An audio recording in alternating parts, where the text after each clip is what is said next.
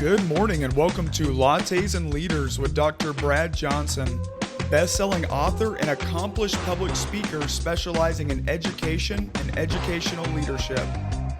I am your co-host, Jeremy Johnson, organizational psychology consultant specializing in career coaching, training, and development. Meet us here each week to discuss topics in education and leadership and meet with some of the top education talent and thought partners from across the globe. So grab your latte, sit back, and enjoy a relaxed conversation that will leave you informed and encouraged. This morning we have a very special guest, Mr. Willie Spears. How are you doing today? I'm doing great, man. This is a bucket list item, baby. I'm on with Dr. Brad Johnson. Let's go. I'm excited. Thank you so much for having me. Oh, man, I'm so glad to have you here, too. I know we've chatted some and our paths almost cross on the road. But we're from close to the same area and raised similar. So, man, yeah, I feel like I know you already. So, man, it's just so great to have you on this morning and to have you come and inspire the audience and share some of your experiences and your expertise. Let's get started this morning. So tell us a little bit about your journey this far. Well, I grew up in Panama City, Florida, born and raised. Interesting fact, Dr. Johnson, my great-great-grandfather was the first black man to ever live in Panama City. His name is Narcisco Masalina. His best friend was a white guy by the name of George Mortimer West, who gave Panama City its name in 1904. Wow. And so that history is pretty cool. When people ask where you're from, I say my family is really, really, really, really from Panama City. Always been there. And so I started out here, went to public school all the way through kindergarten through 12th grade, and I had a great time with Bay District schools. And then I went to college at Northwestern Oklahoma State University, majored in communications. And then I went to Troy University and earned a master's degree in education. And that was a exciting time for me in my life as well. Then I started teaching. I was teaching and coaching. My goal was to be a head football coach or to be a principal. That was kind of my journey and my thinking. And so that's one reason I went back and got my master's. I ended up becoming a head football coach. Before that, I taught every subject until I was certified. They would stick me in an English class and a math class and science and social studies. I eventually was certified in health and taught health for a few years. And then I became a coach and then an administrator. I was an assistant principal at a few different schools, and that was a lot of fun for me. And then after 20 years of doing that, I had done some speaking on the side for different districts, and I felt the need to go speak full time. And so for the last 4 years, that's what we've done. We spoke full time to thousands and thousands of educators. We do 20 events a month, about 20 speaking engagements a month in about 10 states. And so it's been a grind, it's been a hustle, but it's been a great joy to add value to the lives of educators. Man, that's a great journey. And yeah, you really are where you're supposed to be. Like I said, I enjoyed listening to you and just the inspiration that you bring. And teachers need that today. They need that uplifting and encouragement. We both have a like-mindedness with that for sure. And I like you said, when sometimes people compare us, because it's, that's kind of an honor, because I know you're encouraging them and lifting them up. And, that's what they need more than probably anything else right now. Yeah, I was at an event, Dr. Johnson, in San Diego. Math teachers, Carnegie Learning put on these big conferences, and they've hired us to be at their conference in Texas, San Diego, and 2 in Miami Beach. And so it was math teachers. So I reached out to all my math teacher friends, and I asked them questions, and I started my presentation off with math tips. I was going to do some tips on math. And then when I finished, it went well. I got a standing ovation. And when we got the feedback, the lady that was over the conference, she said, "Great content. Stay away from math. Stick to your lane. That'll be fine." She said we have specific math strategies that we use with Carnegie Learning, and what you talked about was good information, but not in line with our strategies. So what you're saying is right. Teachers need inspiration and encouragement, and so I need to stay in my lane and stick with what I know. That's pure gold. Yeah. I was happy. I thought I was doing something great. She said, no, we don't need to know how to solve for why. Thank you very much, sir. Inspire us. Thank you. Man, that's awesome. Wow. Uh, So tell us about some of the qualities you see in yourself that you think have led to your success as a leader. One of the greatest things that have helped me is I realized the goal of a leader is not only to produce, but reproduce. And so when I was a Mm, teacher, I wanted to make more teachers, especially as an African American male. I didn't see a lot of African American males when I was a student. I didn't have a black male teacher until I was in high school, and I didn't have a black male core teacher ever in my life. And so oh, when I wow. lived mm, in Montgomery, Alabama, that was different. Because the schools, there are more African Americans there, but in certain parts of the country, that wasn't the case. So it was my goal as a leader to reproduce myself. I would talk guys into mm, becoming teachers. I would say, hey, man, you need to go into this profession. It's a great profession. I'm telling you, and people always talk about the pay and it's not good pay.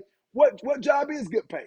The lady at Walmart wants more money. The lady at CVS wants more money. The RPN wants more money. Everybody wants more money. So I say, if you want to really change the world, the way you do that is in a classroom with one student at a time. And so my greatest mm, joy is I can name so many young men of different Mm, races and so many young women that have become educators. And so I think one thing that helps is knowing your purpose and knowing your why. That was part of my why. The other part of it was I really wanted to add value to the lives of young people. And I really mm, believe the best mhm, way to do that is education. I don't think pastors or politicians, I don't think police officers, I don't think anyone in your community can impact the life as fast as a teacher can. I often say teachers will impact more lives in 1 year than most people will their entire lifetime. And I absolutely. I really believe that. And so I think with that kind of power, we have to make sure that we get quality people in front of our children. That's been kind of my goal as a leader. And now, when I was in the classroom, I would help a little bit of people a lot. And now as a speaker, I help a lot of people a little. And mm. Dr. Johnson, you'll appreciate this. There was an older woman. I mean, she looked like the typical old lady in a movie. Had pearls around her neck, pearl ear, had a little purse, walked really slowly. And she came up to me after the presentation. I was in Mobile, Alabama, speaking to 3,000 educators. And she said, baby, you helped me today. I said, I did. She said, and she reached in her purse, I had my letter of resignation right here. And I was going to give it to them. But you talked Wow. me into doing one more year. One year. And I gave her a hug. She had been teaching for over 35 years. And so she had gotten frustrated. But Mm, she said, you Oh, reminded me that I got into this for the children, not the mm. adults. And I Oh, think I that love that. sometimes it gets out of hand because the adults can be something else, Dr. Johnson. They can be a handful. The administration and the parents can be a handful. But at the end of the day, we got into this for children. So that's kind of been what's kept me going and trying to help me be a great leader by adding value to others and multiplying myself. I love that. And I love that one more year. That's like a motto, I think. We one more year, man. Yeah, like just encourage them and get them through one more. Because like you said, I don't think teachers realize the impact that they make on lives. Sometimes we'll hear from students when we get older, that reach out, but most of them don't, for many reasons. And some maybe don't even know how to articulate it. But yeah, the impact that teachers have on students, like you said, it's greater than anyone. I think Billy Graham even said once that coaches, and so we put teachers in with that too, impact more lives than anyone else. And that's just such a powerful thing to remind teachers of, is that yeah, it's hard work, it's tough work, and like you said, sometimes putting up with the adults is the Yeah. worst part of it. But man, the impact that you make, you may never know, but those lives are impacted forever. There'll be some point somewhere that they'll remember you or they'll talk about you fondly because of that impact. And that's just such a powerful thing. Like it gives you goosebumps almost. Yeah, it does. It does. And so it's an honor to be called a teacher. I tell you, man, I've been blessed to have a lot of success in some areas of my life. But when someone sees you and say, hey, Mr. Spears, or hey, Coach Spears, it's an honor. It's like they're mm, honoring you with that title. And I don't take it lightly. And I try to remind teachers of how important their job is. And one thing I often say, Dr. Johnson, This proves that teachers are celebrities. It proves it. When students see a teacher in Walmart, they go crazy. Yeah, yeah. They do. When they see their doctor, they say, "How you doing, doctor such and such?" When they see a nurse, whenever they see someone from church, "How you doing? Good to see you." But when you see a teacher, especially elementary or middle school, those Yeah. kids lose their minds because they can't believe that teachers have a normal life. Right. It's like right. You buy soap. You buy dish detergent. Mom, Miss Smith, she's buying toilet paper. I had no idea she uses toilet paper. Like, you just don't think about it. But that proves the impact because we don't see them as normal people. If you and I saw a celebrity, if I would have ever met Dr. King or Nelson Mandela, or if I would have met Carol Burnett or Bob Hope, I would have been going crazy. Like, oh my goodness, and that's how teachers are viewed. And that, to me, proves that teachers are so impactful and have a great deal of influence. Oh, I love that. Yeah, and you're absolutely right. You're absolutely right. That's a great analogy to share with them. I love that. So, can you tell us about some of the challenges you faced throughout your leadership career? Yes, I've had quite a few. I, I I remember when I was the assistant principal in charge of discipline at a alternative school, New Horizons, and we had 6th through 12th graders, and these students had been kicked out of the public school setting. This was their last chance, and we had some teachers that would write them up every day. Every single day there was a referral. We had other teachers, they never wrote these students up. Same students, they never wrote them up. And so in a meeting once, I made the statement, how come we have certain teachers that the first thing they want to do is write a student up? And I got in trouble from the principal. He said, "We know you were talking about these 2 teachers and we shouldn't pick on them in front of everybody." I said, I didn't say their names. But I was trying to make the point that we have 8 teachers that have these same students and they find a way to not write them up every day. We know these students are behavioral issues. We know that because that's why they're at this school. That's why they're there. Right. So I think it's so important that we learn to build relationships and we do everything we can to keep the student in the seat. That's the goal. Keep the student in the seat. And the way you do that is you honor that student by treating them like a human being with the way you speak to them and the expectation. They're going to meet the bar that you set. If you set the bar low, then they're going to meet that bar. And I often tell teachers, you're either teaching it or you're allowing it. If someone in your class is being bullied, you're teaching them to bully students or you're allowing it. If someone is disrespectful, if the room is not clean, if they don't turn their work in on time, you are the boss. You're the czar. You're the leader. You're the CEO of your classroom. You run it. So you have to use your power in the classroom management when it comes to restorative practices. Like, every area of the classroom is all on the teacher. And I think for me, when I was a leader, there was an issue because Jeremy and Brad, I didn't take an excuse for an answer. I would tell teachers, you signed up to be a teacher. That's why they call you teacher. I don't want to hear the excuse. We know they didn't study last night. We know they didn't bring the pencil paper. We know they didn't plug in their MacBook. We get it. I understand. I'm not shocked by that. I don't understand why you're shocked.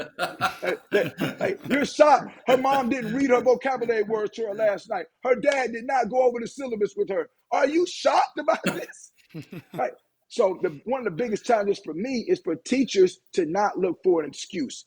I tell them, you're already a superhero. You're here. You didn't quit. So many are leaving the profession. You stayed. Amen. Yeah. Right. So look in the mirror and realize that you're special and find a way to teach each student. Because this is what I know. I don't know about you, but listen, Jeremy, when I said I was from Panama City, you didn't notice it, but Dr. Johnson had this look in his eye as if he's been to Panama City before. Now, I don't know what he was doing here. It's none of my business. But if Facebook was around 25 years ago, many of us would not have a job. We would be unemployed. And so what that proves is we've all changed. We've all changed. And so if we can change, the student can change. And so we have to teach the student like their future self, not their current self. And just realize they're using bad language. We know we got to correct it. They don't want to show up on time. We know we got to correct it. But one day they're going to grow up and they can change if we continue to work with them and not give up. Ooh, that's so good. Yeah. And I say that all the time because you're like me. You've been around long enough. We've seen those students that got on our last nerve. grow up to be pretty good adults. And we were probably that way too. I always, 100%. I always say that I probably didn't have a teacher that named their child Brad after they had me in class. But it's true. But they grow up to become good adults. And that's the one thing we have to remember is that, they're not where they're going to be. And it's our job to help them get there the best we can. That's just such a good word. Thank you for that. Yes, sir. Yeah. Yeah. So Willie, watching some of your online content, I see you speaking to students a lot and always including something about character development. And that is so important. Can you tell us a little bit about the heart behind that? Yeah, Jeremy, we don't teach it. It's just Mm-hmm. sad. Nothing wrong with the Pythagorean theorem. I think it's great. I haven't used it yet, but I really believe that that's great to know that A squared plus B squared equals C squared. I think that's awesome. States and Mm-hmm. capital, I think that's great. Subject and predicate, all that's awesome. But we need to teach young people to have empathy for other young people. We need Mm-hmm. to teach young people how to shake someone's hand and look them in the eye. I'm going to tell you this, as adults, we are not really good at respecting someone who has a different opinion than we do. We're just Right. not good at it. If you vote different, if you worship different, if you have a different lifestyle, for whatever reason, we think I have to hate you and wish you harm. That's silly. It's okay. Mm-hmm. You can like Florida State and I can like Florida. You can like Michigan, I can like Ohio State. It's not the end of the world. And so Mm-hmm. whenever I talk to students, we always ask the principal, what do you want the takeaway to be? Give us one or two sentences. When they leave here, what do you want them to be talking about for the next few days? And then when they give us that answer, we try to make sure we weave in character development. Soft skills Mm-hmm. like shaking hands. I have an acronym called SOFTEN. Smile, open posture, forward lean, touch, eye contact, and nod. You'll be amazed at students who won't take their headphones out when they're talking to an adult, who won't look them in the eye, who don't know how to grab their hand and shake their hand with a firm grip and speak clearly when they speak. And so I do skits and I joke around a little bit to help them understand these principles. And then I let them realize that they already admire people who have great character. And we walk through the people that they Mm-hmm. like in entertainment, the people they like. I say, you admire people with great character. You don't want to be around someone with poor character. And we walk through, what does that look like? What does that mean? We do a school development plan, school improvement plan with a school in Youngstown, Ohio. And one of the sections is called code switching. And I talk to the students about how there's a way to talk to your friends and a way to talk to your teacher. Your teacher is not your bruh. Hey, bruh. Hey, what we got for homework, bruh? Hey, bruh, what page you on, bruh? No. That's your teacher. Your friend is your bruh. So we role play. I'm the teacher and they're the student. Then we switch it and they laugh and they giggle. And then I have a PowerPoint presentation. We go through these different bullets. And then they realize, oh, you're right. I should respect my teacher in her position or his position. And I should talk to them in a professional manner. Because this is what I ask them. I said, what if your grandmother was getting heart surgery or having major brain surgery? And the doctor came in, he was late, which is poor character, wasn't dressed appropriately, didn't address anyone by their name, and talked like he was your buddy. What if the doctor Mm-hmm. said, hey, what's up, y'all? Hey, I'm about to do this brain surgery, baby. You know what I'm saying? I'm excited. Hey, we got to hurry up, though. I got a tea time at 11. It's 9. It normally takes 4 hours, but I can do this thing. I've been watching Grey's Anatomy. I can do this thing in 2 hours. Why? You would say, no, thank you. We want another doctor. Go enjoy your golf game. And so they realize, you're right. I want to be around people with high character. And so I need to model that myself. You know this, Brad. Mm-hmm. What we model, they mimic. So as teachers, we need to model great character in front of them, and they're going to follow our lead. Yes, sir. Oh, that's so good. And I think the skits you do are probably very powerful because they see that and, not just you talking about it, but experiencing it and really impacting them. But that's a great analogy with the doctor for sure. I mean, that really puts the perspective on it that they probably have never thought about before. So that's Right. powerful. Man, I love that. So can you tell us about a teacher too that had the greatest impact on your personal development? I can, Jeremy, but it's going to mess up. You're going to know my age when I tell you this. So when I was in school, a 90 was a B. Nowadays, a 90 is an A. A 90 was a B when I was in school. You had to have a 94 in order for it to be an A. So in my English class, Miss Lark, I had a 93.4. That was my grade, 93.4. And I went through her grade book. She let me, and I went through my grades. And I added it up, and I divided it. And 3 different times it came out 93.4, 93.4, 93.4. And I needed a 94 for an A. So I said in my grade, 11th grade vernacular, I said, hey, what's up, Miss Lark? You know what I'm saying? Hey, what we going to do about this 93.4? Not 4, 4. I said, what we going to do about this 93.4? You know what I'm saying? You know what I'm saying? And I said, help your boy out. You know, help your boy out. Now, this is a middle-aged white woman, Miss Lark. She stands up and mimics me. She mimics my tone, my cadence, and my jargon. And my mannerism. She says, I tell you what, Willie. I tell you what, Willie. I said, Miss Lark, what are we doing? Why are you doing all that? She said, why are you doing all that? I said, can you just answer the question? She said, I tell you what, Willie, what we're going to do is we're going to do our work the first time so we don't have to beg the next time. You know what I'm saying? And she said, word. I was so angry with her. I was so mad. But she taught me a valuable lesson. She told me at the end of the period, that was the beginning of the class period. I sat there and pouted the whole class period. At the end of the class period, she was standing by the door and she grabbed me by the arm. I never forget it. She had a coffee in her hand. She said, Willie, you're a great talker. You're going to be able to talk your way in and out of things your whole life, but not today. She said, you have to do the work so you don't have to beg on the back end. That lesson changed my life. She made me feel small, but not in a disrespectful way. And so I just said, I never want to be in a position again where I didn't do my very best, and then I want someone to do me a favor. I can't complain about the results that I don't get when I didn't put the work in at the first point. So I have to put the work in if I'm going to complain about not getting the results that I want. I want the results that I didn't put the work in. So I can't pull $1 million out of the bank if I didn't put $1 million in. So what happened was she knew that I didn't do my very best that 9 weeks. She knew I got by on my talent, my ability to tell stories. She knew I did just enough to get by. And at the end, I was begging for help.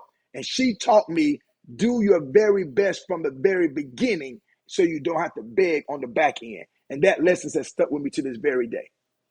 That's powerful. Yeah. And just that interaction, you know, sometimes teachers don't realize the profound impact they have on the student because she probably didn't think a whole lot about that, but man, it changed the trajectory of everything that you've done since. Yeah. Yes. Sir. And that's why the other day I spoke in San Antonio. There are 2,000 educators there. And then I spoke in Cincinnati, Ohio the same week, and there were probably 40. Same energy though. Yeah.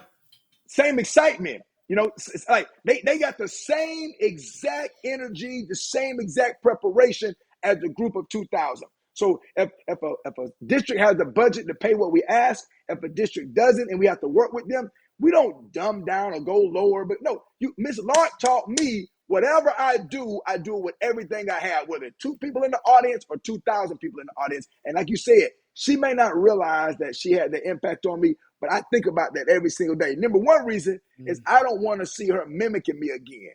That really messed me up. But you're right, and I love that, and I have that. Like I said, I think we're kind of cut from the same cloth. You know, it doesn't matter how many's there. You know, you want to give them your best, and you want to impact them just like we were as teachers or administrators. So that is just a powerful mindset to have, and I think that serves us well. You know, it really does. I wish she was still alive where we could get her to do that again. She would love that. And you mentioned earlier, excuse me, you mentioned earlier about teachers not being told by students the impact that they've had. And that's one of my biggest regrets. A lot of the teachers now, I make them come alive in my stories. Yes, that's one reason I talk about my teachers so much. And then the ones that are alive, because of Facebook, I can find them. I reach out to them. I talk to, and when I use them in a story and we post it online, I share it with them.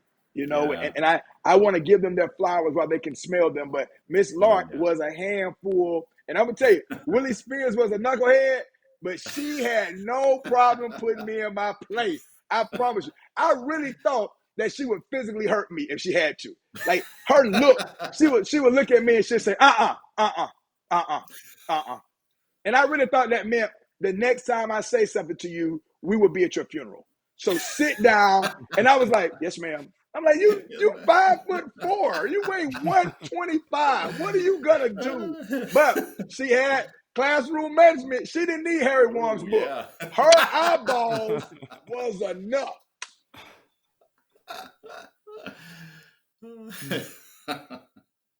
Love it.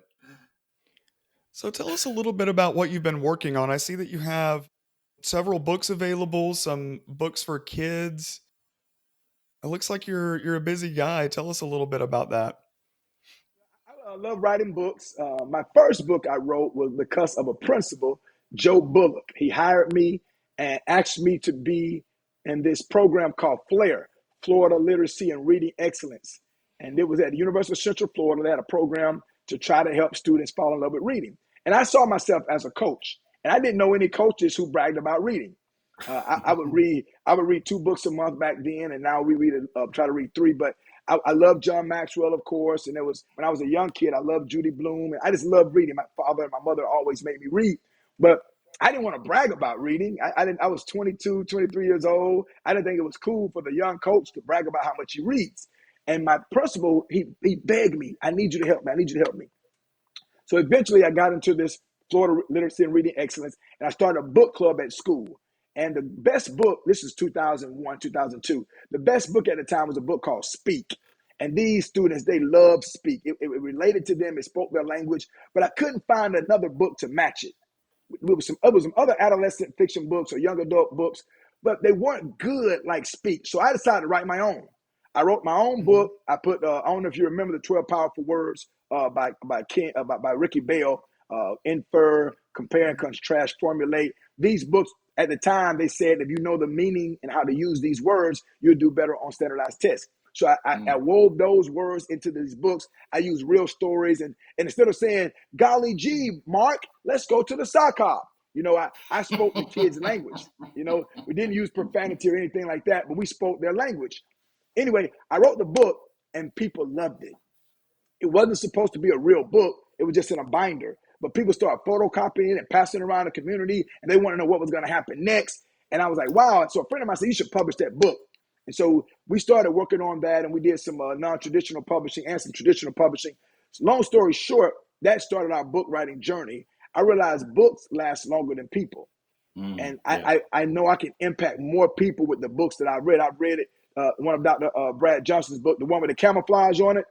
What's the name of that one? Yeah, Principal Boot Camp. Yeah, Principal Boot Camp. So I love that one. I used that in a PD once, and they thought I was smart. It was like, man, this guy's super smart. He's such a genius. I was like, yeah, thank you, Brad, Dr. Johnson. Really appreciate that. So, so what ended up happening is, and a lot of people don't understand this, how things work. What ends up happening with me was I wanted to write more and more books. And so, Jeremy, you mentioned I have different kind of books. Mm-hmm. I was at it wasn't a book fair, but it was like a conference, and I had a table, and 2 people walked by, and one of them said, "Oh, I wish you had a book for some young people." And then another person said, "I like your books, but they don't really speak to me." So I made up in my mind, I'm going to write a book for every single person. I don't care who you are, an educator, a coach, if you're a custodian. My dad was a custodian for a long time in the school system. I don't care who you are. It's going to be one book on my table that you're going to see yourself in that book, either in the synopsis or in the cover. So that kind of started my journey of being diverse, very diverse in my books. My next book, I'm so excited. I have a picture right here of it. It's called Inspired. That's the name of the book, Inspired. Yeah. It says, Inspired, Influential Lessons from Teachers Who Shaped Me. In this book, Dr. Johnson and Jeremy, I share stories of teachers from every single grade, all the way back to pre-K.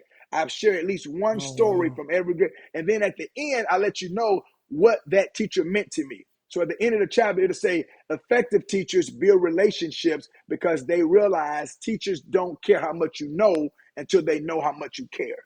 And so that's every chapter. So I'm in the middle of writing that now. It'll be ready by Christmas. I'm really excited about the next one because teachers always ask, is there a book just for us?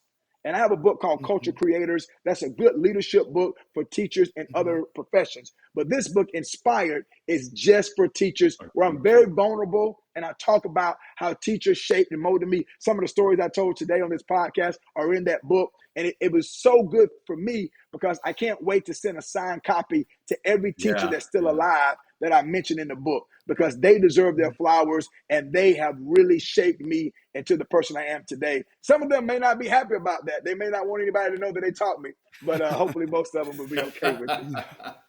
I love that. Yeah, I mean, and specifically for them. And you know what's interesting, and I share that a lot too, is that, you know, I remember just about every teacher.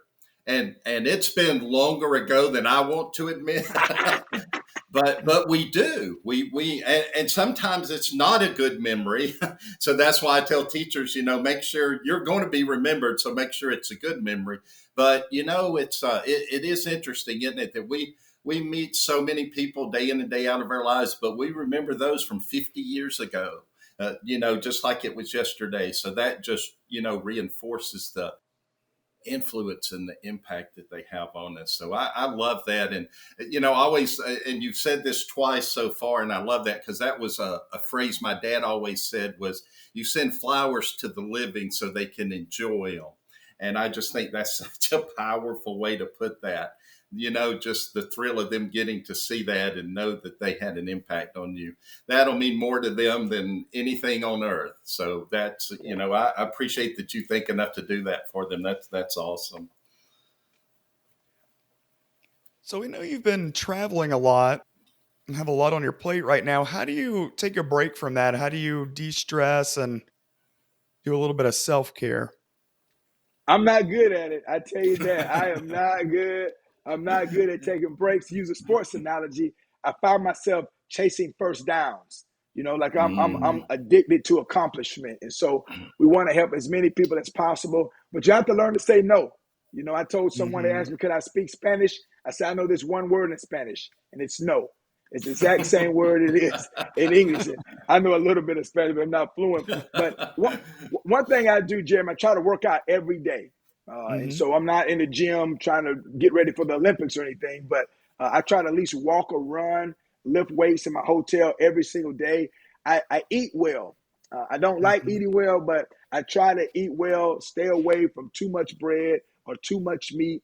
I just try to make sure that I make this body last as long as I could. If someone gave me a car and said, Willie, this is the only car that you get to have your entire life, I would do a great job of taking care of that car. I wouldn't let you slam the doors. I would get the oil changed. I would get the tires rotated. I would take great care. But we know we're going to have another car. And so sometimes we go past the mileage point for the oil change. And sometimes we don't get the best tires. And so with our bodies, we only get one. We only get one body and we only get one mind. And so when it comes to mental health, that's something I had to work on. I'm very not good at that. I would hide things and pretend that I wasn't hurting. So I had to find some people that I can let my hair down around and be vulnerable. I read Brene Brown. Her first book that I knew of was called Daring Greatly. When I was at Escambia High School, 2012, 13, 14, we had a book club. And it was all women and me. And they were shocked that the administrator and the football coach guy was in this room. But I love to read, and I had already read some of the book anyway. And so that book really helped me understand the power of vulnerability and the power of taking care of yourself. So when I talk to adults, I always mention self-care. I don't care if it's 30 seconds. I say something about the importance of taking care of you. How can you add value to the life of a child when you haven't added value to your own life? And Brene Brown says we need to speak to ourselves the way we would speak to someone that we love. You know, I think the hardest thing to do is forgive ourselves. And so I haven't mastered it at all when it comes to self-care. I'm a little bit of a hypocrite even talking about it because that I don't know about you, Brad, but I've spoken 3 times in one day in 3 different states. You know, I've slept in airports. I've driven 15 hours to get to another engagement when I probably should have just said no. You know, and so I wouldn't advise people do that. It's not very wise, but I just really enjoy helping people. And so I try to fight that balance of self-care and adding value. Yeah, Great. and it is tough. If it's you have to be purposeful about it, and it's and I think teachers just as a profession don't do a good job of that because they always it's like you. I think teachers chase those first downs too. The next lesson plan, the best lesson plan. They work 80 hours a week. They work on holidays and then we're our own worst critic because of the profession that we're in too. So we're always almost like chasing perfection, even though we know we never will. Right. And it's just a vicious cycle. So, man, that's and awesome. it's never enough. You win Teacher of the Year. If you win it for your state, they have you go around the whole state talking to everyone. That makes your schedule even more difficult. Then when you come back, you have to let everybody know you still have it. So even though you're the best, you got to outwork everyone again. You take work home. I mean, it never ends. And so we have to champion teachers and let them know they're valuable. And I read this the other day. This guy said this. It was a finance book, but he said, I have something you don't have. And the gentleman said, what do you have? I have a Ferrari. I have a Porsche. I have this house. I have this. I have these jewels. I have this money. What do you have that I don't have? He said, I have enough. Oh. Right. And so wow. I think sometimes in education, we just need to say, I have enough. I've done the lesson plans. I've prepared. I don't have to take work home today. I can enjoy my spouse. I can enjoy my children. I'm spending so much time with other folks' children. I need to go to my son's soccer game and not grade papers in between the game. I need to, and I've been there. When I first started teaching, I would grade papers in between doing other stuff. I'm going to watch my cousin. He's on the bench. I'm like, I can grade the papers now. And we need to say, no, I have enough. I put enough time in and they will be okay tomorrow. My family needs me, or I just need some time to myself. I need to just sit down, enjoy a meal by myself, go look at the water or watch my favorite show. And we need to just champion saying enough is enough. I put the work in and now I can enjoy my life. Well, I may actually have to steal that one from you. I like that. I have enough. I love that. That's it. Wow. All right. So we have one last question for you, and this is the toughest one. But since it's lattes and leaders, what's your favorite hot beverage? Is it coffee, latte, espresso, cappuccino, or something else altogether? You're not going to believe this. You're not going to believe this. I've never had coffee in my life. Oh, I don't believe it. I do, but I don't. Ever. I'm going to send you a clip when I was on a TV show and it had me sip it for the first time. When I was a little boy, Brad, coffee was an adult beverage. Right, yeah. It was just like wine and beer. Like it really was. And so my mom drank coffee every morning. I can still smell it. And I was just kidding around and I went to grab her coffee one morning and she smacked my hand. And she said, you think you grown? No, so you grown now. You doing what grown folks do. It wasn't like today where there was a Starbucks on every corner and fifth graders are walking to the bus stop with coffee. Right. So in my mind, if I drink a coffee, my mom is going to come smack my hand. So that's still in my mind. So, but as a speaker, hot tea is so important. So I drink, I have a drink at Starbucks called the Medicine Ball. It's like a citrus drink. And I get 4 squirts of peppermint, all lemonade, no water. And then sometimes, if I'm kind of sick, I put a little bit of Theraflu in there. I know that's kind of weird. Oh. And then I have a thing called throat coat. I drink a throat coat. It helps coat my throat for all the speaking that I do. But I have nothing against coffee drinkers. I just never been a coffee drinker. And I'm afraid if I drink some, I'm going to get a spanking. That's so true. And when you said that, I totally knew where you was coming from because as kid, because I'm probably older than you. But yeah, when we were growing up, we didn't even think about, that was an adult beverage. And, even today, if I see, like you said, like a kid drinking it, it stands out to me. It's not natural. Right. You got to say, you got to be ashamed. Oh, never mind. I forgot. It's a new day. It's a new day. Well, there any last tidbits of wisdom or inspiration that you want to leave for those in education? Yeah, two things. Thank you for asking that.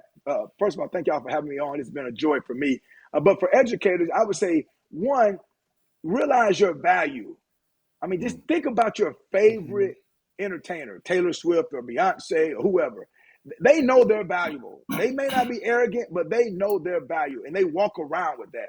I would remind teachers, realize that you changed the world. Every person we meet went through some type of educational system. They matriculated through some type of system. So that means that teachers teach all professions. So I want to remind teachers of how valuable they are. And the second thing, we talked about it today, as a teacher, I want to encourage you to reach back to your former teachers and say thank you.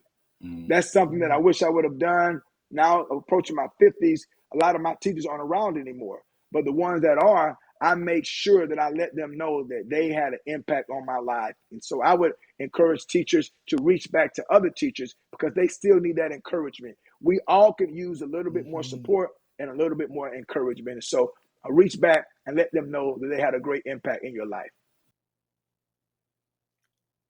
Wow. That's a great ending message too. Yeah, we know the impact teachers make, and I think it's the giving the flowers, like you said, to go back to those that impacted our lives and let them know. There's nothing really more special than that. So thank you, man, for being here. I was excited to have you. I knew you were going to blow it away, and you did. And so, I'm looking forward to meeting you. Hopefully our paths will cross and we can hang out sometime. But just knowing you're out there doing good work and inspiring teachers, and that's just, that makes me happy. So thank you for being here, and just good luck in your travels. Yeah, thank you so much. And I can't wait for us to meet in person. I hope I'm not following you in a presentation. I don't want to meet that way. I want us just to be walking in the airport and happen to see each other. That'd be even better. But no, I love what you do. And you know this, we're on the same team.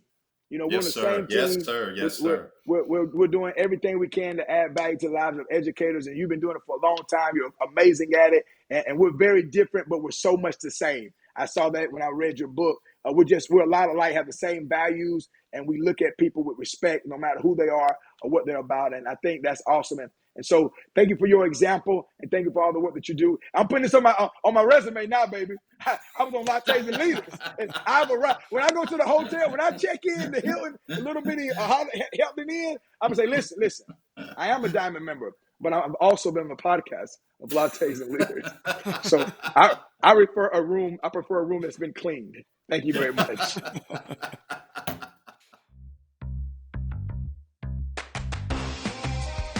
This has been Lattes and Leaders with Dr. Brad Johnson.